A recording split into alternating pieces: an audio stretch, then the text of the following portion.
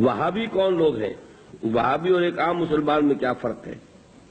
دیکھیے، وہابی کا لفظ بطور گالی استعمال کیا جاتا ہے، جیسے جماعت اسلامی کے لوگوں کو لوگ مودودیہ کہہ دیتے ہیں۔ تو اول تو یہ لفظ کسی شکل میں بھی زبان پہ نہیں لانا چاہیے، کبھی استعارتاً کسی شخص کو معین کر کے نہیں کہنا چاہیے کہ وہ وہابی ہے۔ یہ وہ یعنی توہین ہے جس سے کہ اللہ تعالیٰ نے روکا ہے۔ لیکن وہ کون لوگ ہیں جنہیں وہابی کہا جاتا ہے؟ نجد میں آج سے تقریباً 250 سال پہلے ایک شخصیت پیدا ہوئی، محمد ابن عبد الوہاب۔ انہوں نے دین کی خدمت کی، دین کی اصلاح کا کام کیا، جو بھی مسلمانوں میں غلط چیزیں رائج تھیں، مشرکانہ اعتقادات، بدعات، ان کا قلاقبہ کیا اور ایک تحریک شروع کی۔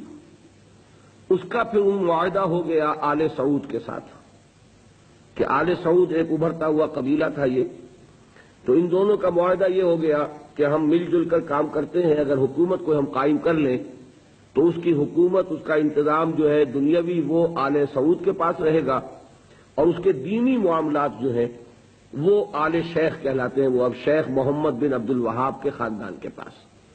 اس طرح یہ سعودی ڈائنیسٹی شروع ہوئی۔ پہلے نجد میں حکومت بنی، پھر انہوں نے حجاز کو بھی فتح کر لیا تو حرمین شریفین بھی انہی کے زیر انتظام آ گئے۔ تو یہ جو ایک سلسلہ چلا ہے، تو اب ان میں محمد ابن عبد الوہاب رحمۃ اللہ علیہ نے جہاں بہت اچھے کام کیے، وہاں ایک پہلو ایسا بھی تھا جس پہ اختلاف پیدا ہوا۔ انہوں نے تصوف پر بڑی شدید تنقیدیں کی، اور اس میں کچھ میں سمجھتا ہوں کہ جیسا ہوتا ہے کوئی جب بھی ریفارمر کھڑا ہوتا ہے، کوئی مصلح، تو جذبات میں آ کر بعض اوقات سخت باتیں بھی کہہ دیتا ہے، تو اس طرح کی کچھ باتیں بھی انہوں نے فرمائی ہیں۔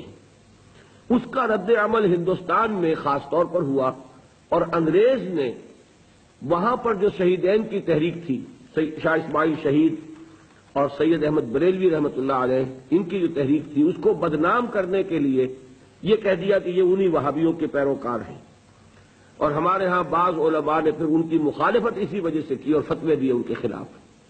تو اب یہ لفظ جو ہمارے ہاں بریلوی مکتب فکر کہلاتا ہے، اس کی سب سے بڑے گالی ہے جو وہ دے دیتا ہے۔ وہ دیوبندیوں کو بھی وہابی کہہ دیں گے، وہ تو اب گالی دینے کی بات ہوئی نا، تو گالی دینی ہے تو دے دو چاہے۔ حالانکہ دیوبندی مکتب فکر کے علماء محمد ابن عبد الوہاب کی ہر بات کو نہیں مانتے، بلکہ وہ خود بھی تنقیدیں کرتے ہیں ان پر کہ ان معاملات میں انہوں نے حد اعتدال سے تجاوز کیا ہے۔ میں اس وقت فیصلہ نہیں کر رہا کون سی بات اور صحیح ہے یا نہیں ہے، میں صرف بات آپ کو بتا رہا ہوں کہ دیوبندی علماء کو بھی ان سے کچھ اختلافات ہیں۔ ہاں، ہمارے ہاں جو اہل حدیث حضرات ہیں وہ ان کے خیال سے کلیتاً جو ہے وہ متفق ہیں۔ اب ہمارے ہاں کیا ہوتا ہے کہ جس کو بھی بدنام کرنا ہو عوام کی نگاہوں میں، اسے کہہ دو وہابی ہے۔ اس کا ایک لطیفہ بھی بیان ہوتا ہے، جبکہ ہندو بھی تھے، اور ہمارے پاکستان میں کہتے ہیں کہ ایک جگہ پر کوئی بنیا تھا، وہ مولوی صاحب جو تھے وہ اس سے سودا لیتے رہتے تھے قرض پر۔ ایک موقع پہ آ کے بنیے نے کہہ دیا کہ مولوی صاحب اب آپ کو میں سودا مزید نہیں دوں گا، پہلا حساب چکا دیجیے۔ تو انہوں نے واعظ میں کہہ دیا کہ فلاں شخص سے شنکر لال سے اب سودا نہ لو مسلمانوں، وہ وہابی ہو گیا۔ لوگوں نے اس کا بائیکاٹ کر دیا، تو اس نے ہاتھ جوڑ دیا آ کر۔ تو وہابی اس معنی میں اب گالی کے طور پر لفظ استعمال ہو رہا ہے۔ اللہ تعالیٰ مجھے اور آپ کو اس سے بچائے۔ محمد ابن عبد الوہاب رحمۃ اللہ علیہ نے بہت کام اچھے کیے۔ اس عرب میں بھی بہت شرک ہو رہا تھا، قبر پرستی ہو رہی تھی، یہاں تک کہ جو یمن سے حاجی آتے تھے، طائف سے گزرتے ہوئے حضرت عبداللہ ابن عباس کی قبر چونکہ طائف میں ہے، پہلے اس کا طواف کرتے تھے، پھر جاتے تھے خانہ کعبہ کے طواف کے لیے۔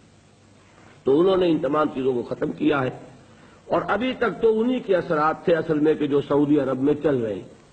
اب جو نئی نسل ابھر آئی ہے تو وہ آل شیخ کا عمل دخل جو ہے وہاں بہت کم ہو گیا ہے۔ آگے حالات کیا ہوتے ہیں تو اللہ کے علم ہے۔ یہ ہے اصل شے، تو اس کو جو حقیقت ہے اسی تک رکھنا چاہیے۔